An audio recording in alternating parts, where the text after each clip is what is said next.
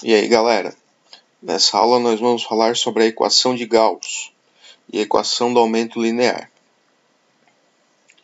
A equação de Gauss é utilizada nas situações que precisamos obter o valor da distância focal do espelho, a distância entre o objeto e o espelho ou a distância entre a imagem e o espelho.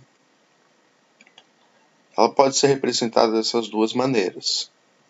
O F representa a distância focal do espelho. O P representa a distância entre o objeto e o espelho. E o P' representa a distância entre a imagem e o espelho. A equação do aumento linear transversal.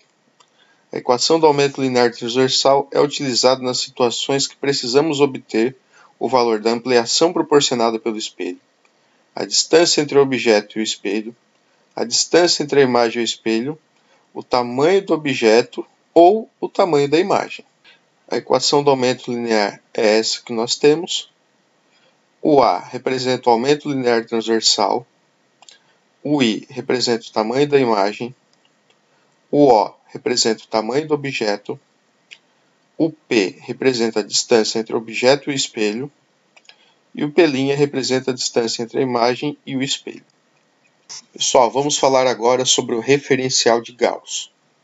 O referencial de Gauss serve para a gente dar o sinal de positivo ou negativo para cada um desses itens.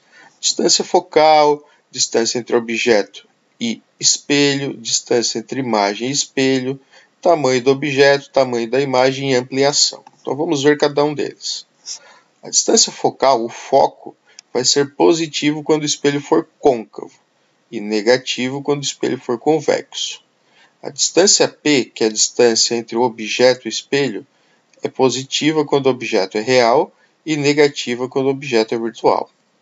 A distância P', que é a distância entre a imagem e o espelho, vai ser positiva quando for uma imagem real e negativa quando for uma imagem virtual. O tamanho do objeto vai ser positivo quando o objeto estiver orientado para cima e negativo quando o objeto estiver orientado para baixo.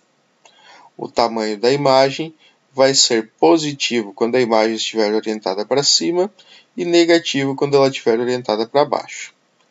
A ampliação vai ser positiva quando a imagem for direita e negativa quando a imagem for invertida. Bem, pessoal, com relação a essas equações, o que nós temos de importante é isso. Um abraço, bons estudos e até mais!